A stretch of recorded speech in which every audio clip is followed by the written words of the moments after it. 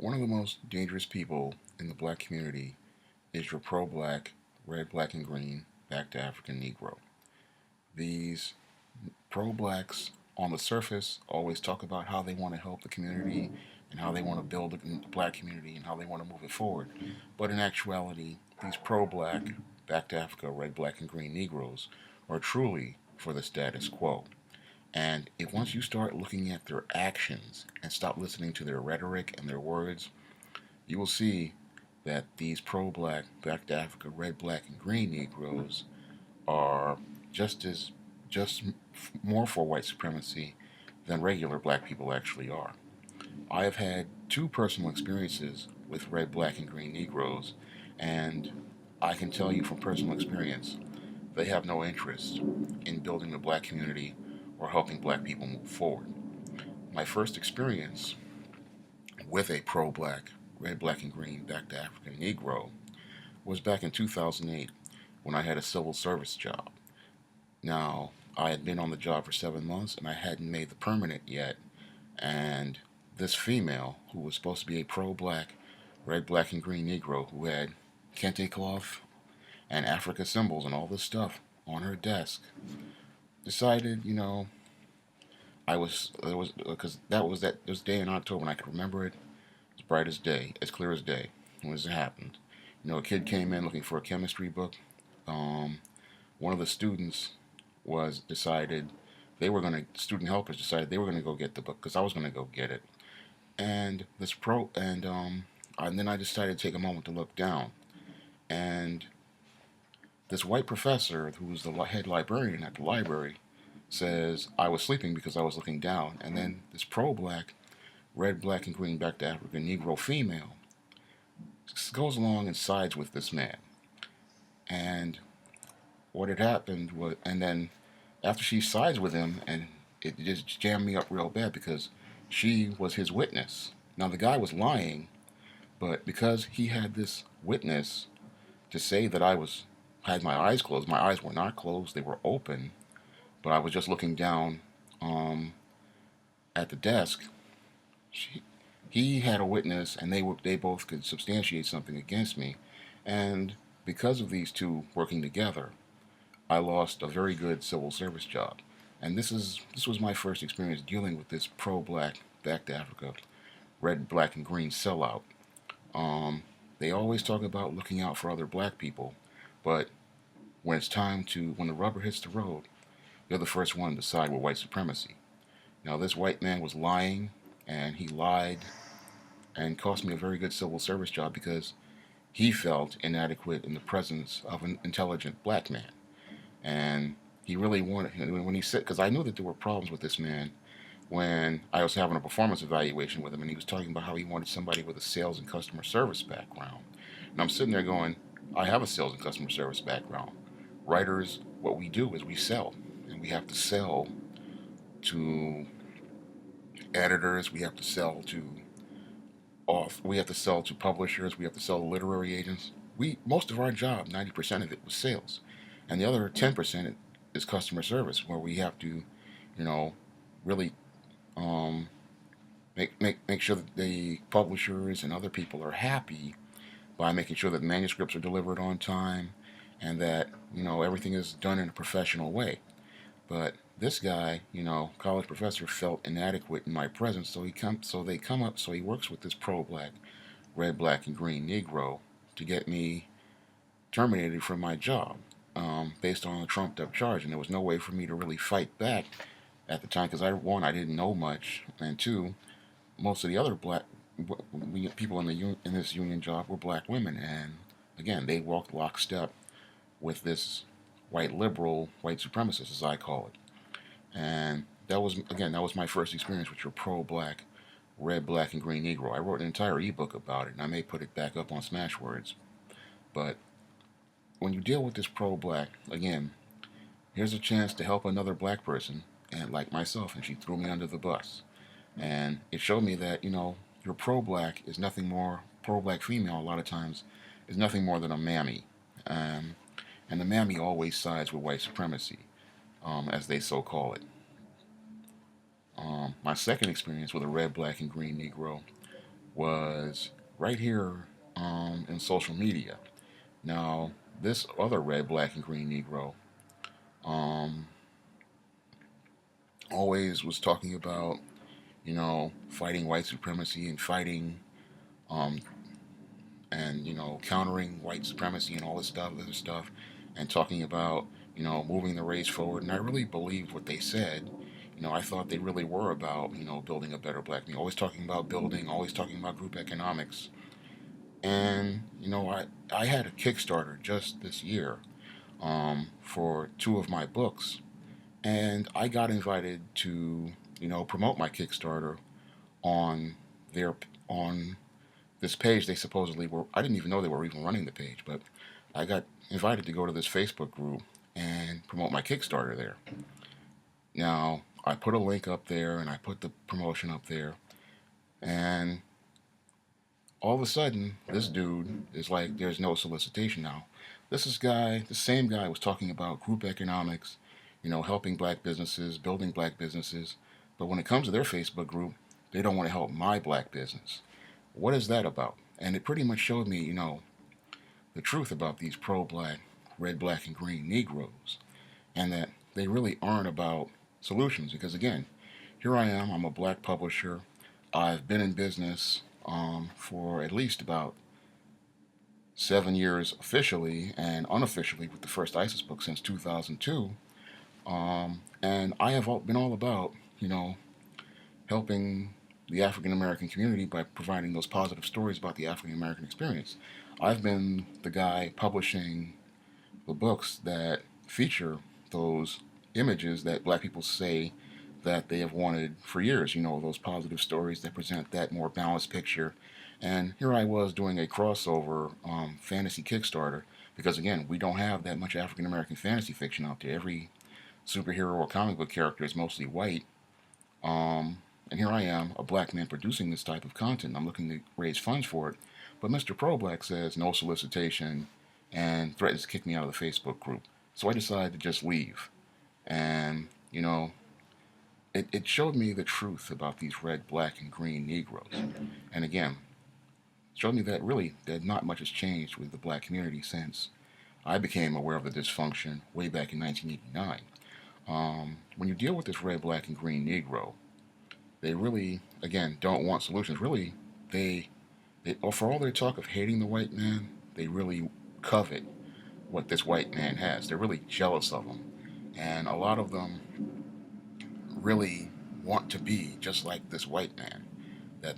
And this is not a real white man. This is a, hypothetical, imaginary figure that they have. A lot of them, yeah, they really want to be just like this white man or close to it.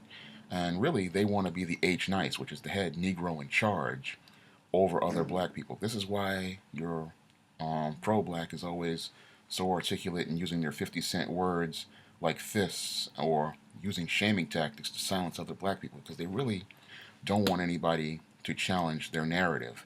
And the way they keep people from challenging their narrative is by trying to appear smarter than they actually are.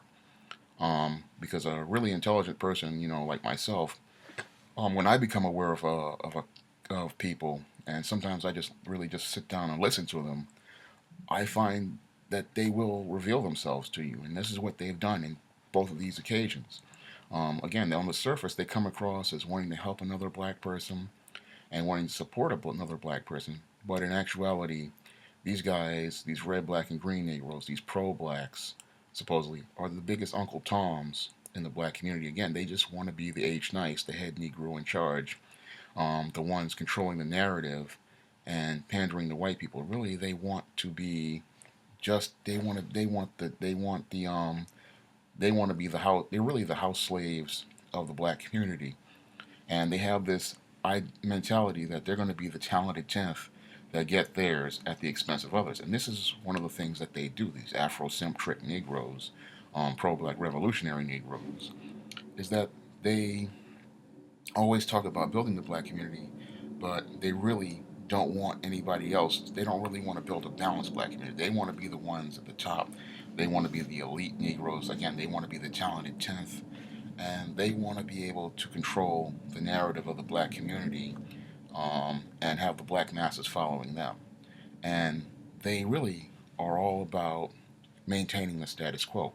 This is why they do not, really like other black men or other black women coming up, because other black men and black women are going to look at their rhetoric, look past the 50 Cent words, and look past their shaming tactics and really see the truth about these pro black revolutionary red, black, and green, cretins, and see them for the frauds that they are, because they don't really want to build anything. They really don't want um, to see other black people move up. They really don't want group economics.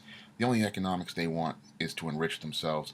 This is why your pro black will not speak on certain issues, or especially things relating to the black woman. They won't, check her behavior. Now I've made comments about this black woman and her dysfunctional behavior in many of my blogs on www.shawnsjames.blogspot.com, and I've made comments about her dysfunctional behavior and the history of it in books that I've written, like Why 70% of Black Women Are Single.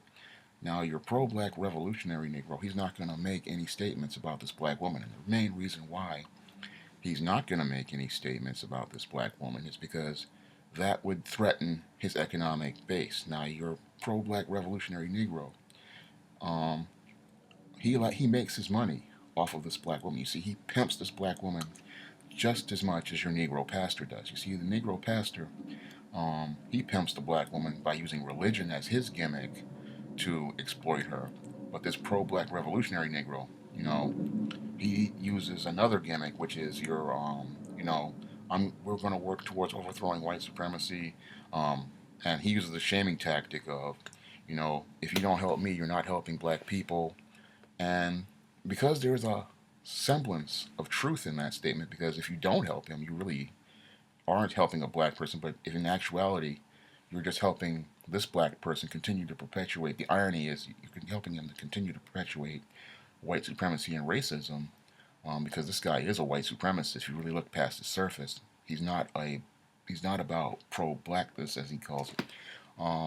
He really just wants to make money off of these black women, and he uses this revolutionary gimmick or this hotep gimmick, to exploit these black women and get money out of their pockets, and in many cases even get into their bed. Now, this is the big trick with this pro-black revolutionary Negro, Afrocentric, as sometimes as I call him. He'll tell this black woman that he's all about the black woman and building a black community and having a black family, but in actuality, this man is usually living with a white woman or married to a white woman. And in some cases, with the black woman, she's always got a white man or a white husband, or she's always kissing up under some white dude. And both of these pro-black revolutionaries will sit there and talk about, all the stuff to black men and black women, but in actuality, they really don't want a relationship with a black woman or a black man. What they really do is they use your black woman, especially these pro-black revolutionary males. They take this black woman, they use her for their money and, occasional sexual encounters, and then they go back home to their white woman. Now, again, this is all the behavior of a sellout. Now, if any other regular black person like myself participated in this behavior, they would call us pimps, they would call us sellouts, they would call us Uncle Toms.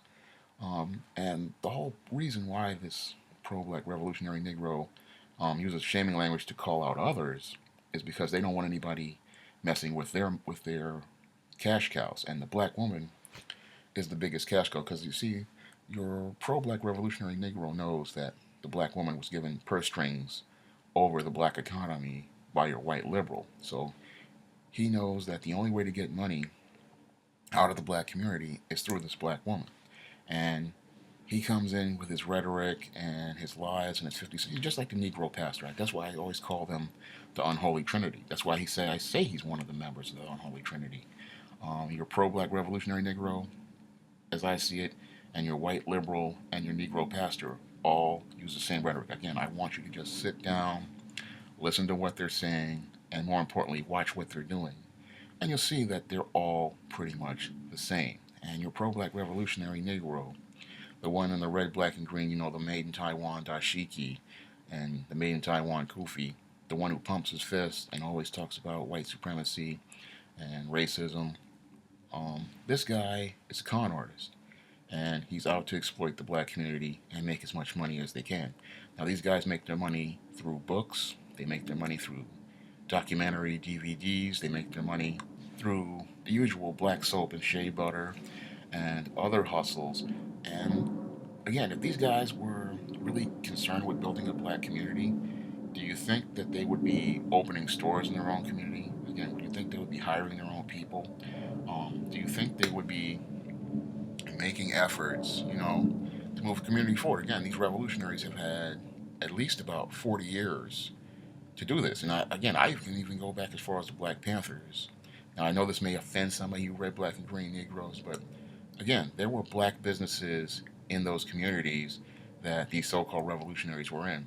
Why didn't they try to help build, protect those businesses or move those businesses forward? That was always a question, in my mind when I look at American history, because again, the black economy, you think, if you were supposed to be so concerned about building a black community and protecting a black community, well, a community needs economic infrastructure. And these are supposedly college educated Negroes.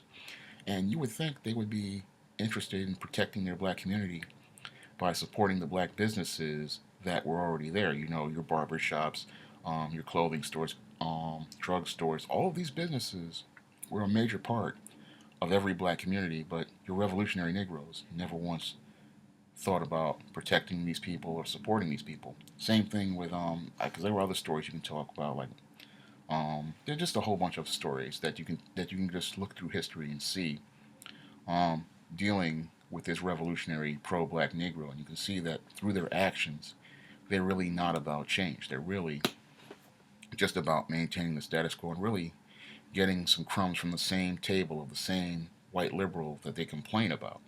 Now, they talk about this white supremacist, but they're really about getting the exact same crumbs from the same table. They're not about, creating their own table and creating their own infrastructure. They're really just about getting, again, those same crumbs, because everywhere you go, your pro-black revolutionary Negro always has his nonprofit, because he's always got a nonprofit where he's fighting for whatever cause it is. Um, he's always got some type of film project or theatrical project, um, or they got some type of one woman show or some type of poetry. There's always some gimmick when you deal with this pro-black revolutionary Negro, and they always are looking for some type of grant. And where do the grants come from? Where do they're not? Again, it's not looking for group economics, because group economics means I get money from the black community to build a business and then give it back to other black people. That's something that I really believe in, and really it's a part of my business model. But this revolutionary pro-black, back to Africa, Afrocentric Negro, um, they never think, once that where are you getting your money from, and where's it coming from? When they try to go for these grants and other things, or they try to go get sponsorship, where do they go?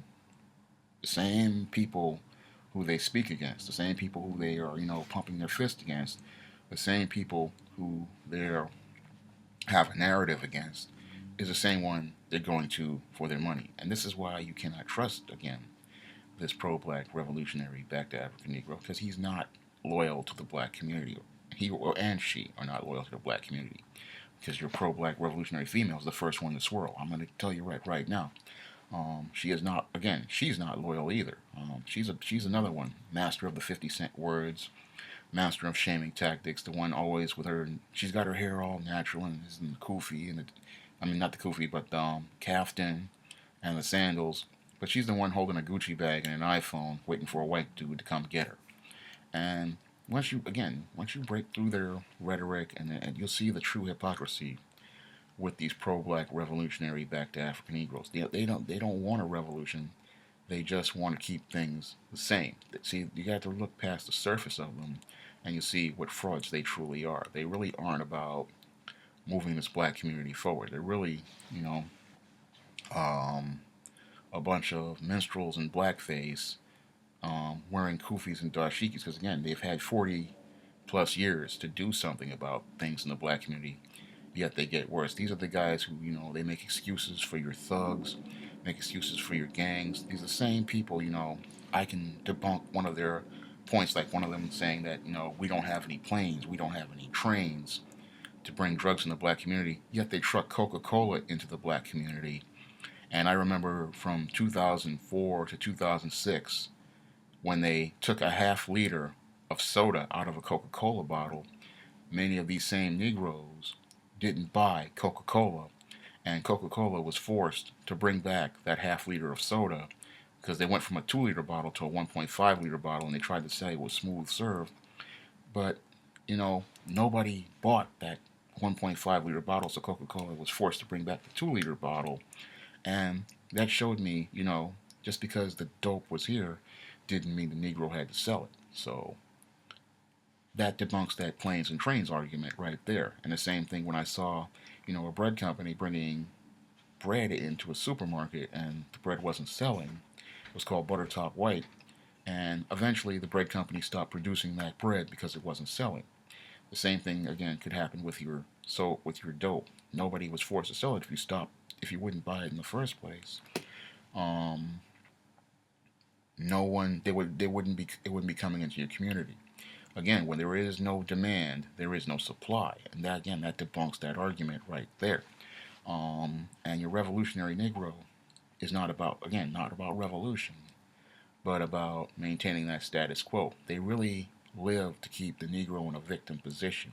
This is why I call them sellouts, because they really don't want to see black people build a middle class and a full economy, because if you build a middle class and a full economy, people are going to start seeing the truth about these frauds and these con men, just like they did in the Hispanic community around the 70s. There was a couple of guys talking about, revolution over there, and they were quickly shut down, not just by the FBI, but by people themselves, because they saw the truth, about about the Hispanic revolutionaries, and they shut them down real fast. Because they said, you're not about economics, you're not about building a community. You're really just about enriching yourself at the expense of other people. And the only people who still listen to these pro-black revolutionaries rhetoric, sadly, are many Negroes, and they get caught up in it, and they don't see the truth about it. And that's one of the reasons why I'm making this video, because I want you to understand the truth regarding this pro-black revolutionary back to Africa Negro. Now, there were some telltale signs that I really didn't pay attention to back in 2008 with the first one I ran into, such as her being a Christian and still talking about this pro-black revolutionary stuff. Now, again, they have tells and signs that you can look at. That was one of them, because I said, how can you be a Christian and be pro-black? Because most pro-blacks, as I know it, don't believe in. They call Christianity the white man's religion. And how can you follow the white man's religion and talk about going to church and still be pro-black? And again, that's a tell right there. Just like the other tell for many of these pro-black revolutionary males is that white wife. Again, if you follow the logic, it doesn't make any sense. And again, this man says that he hates the white man, but he's got a white woman. Now, if we follow logic, as the old African proverb says, this is what I got from David Carroll, so goes the woman, so goes your race.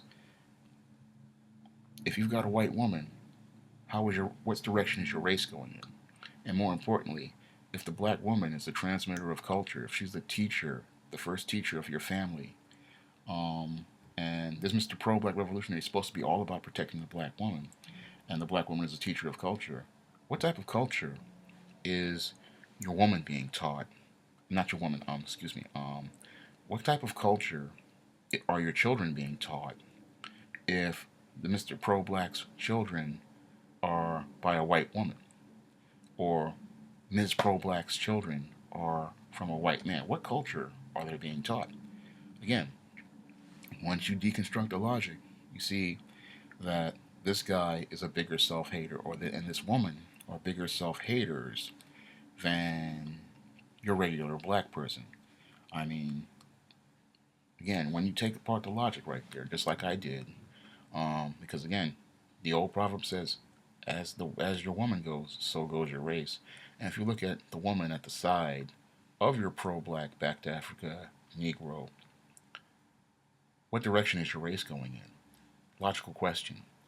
And if your woman is the teacher of culture to your children, and the pro black man's woman is white, what culture is being taught to his children? Right there. See, just took it apart. You just take it apart. You see the facts right there. Um, and these are the things that you're pro black. These are the um, nuances that most people don't pay attention to with your pro black revolutionary Negro. This is the facts that people don't take a look at with your pro black revolutionary Negro, and that he has all sorts of illogical fallacies that pretty much debunk many of his arguments and many of his statements, many of his revolutionary statements and all of his other stuff, and more importantly, his actions pretty much show that, again, he is not about the black community. He's just about exploiting it and making a bunch of money off of it. And he always makes efforts to protect this black woman, and he never holds her accountable for the following reason. Because he knows, again, that's his economic base. He knows that's where he gets most of his money from. He knows if he says something against this black woman, like I have on my blogs and in my book, Why 70% of Black Women Are Single, where I have held this black woman accountable for many of her actions, he knows that he won't be making any money, because the whole thing is that you're in between your Negro pastor, your white liberal, and your pro black revolutionary Negro. These three enablers have prevented, real change from coming to your black community. They prevent people from being held accountable, like your black woman. Um, and they prevent black men themselves from being accountable for themselves. They live to keep the black community in a position of a victim, because they need everyone codependent on them, and they know as long as they can, abuse people with their 50-cent words, their shaming tactics, they can maintain a level of control and really keep black people from moving forward. Because as long as black people, continue to believe their rhetoric, they won't see the truth about themselves and start taking real action for real change. That's all I have to say for this video. I have a lot of great books on Amazon.com. Many are on Kindle Unlimited. I write a lot of positive fiction regarding the African American experience, and I write many different stories presenting a broader perspective about the black experience, far more than your pro-black revolutionary Negro, because I really want black people to understand that there is more than one story in the black experience, and there is more than one narrative in the black experience, and that not to just let yourself fit into one box. I really want black people to start seeing a bigger picture of the world, because if they start seeing a bigger picture of the world, they can start seeing a place for themselves in it and really start to move their lives forward. I have a lot of great books on paperback and on Kindle and on Kindle Unlimited. Many of my ebooks start at 99 cents because I really want to get black people to start reading, and I'm really hoping you try some of my titles, because again, I really want to see black people expand their perspectives and expand their image, and really take a really long, hard look at themselves and really start, really moving forward. Again, that's all I have to say for this video. You can comment, rate, and subscribe.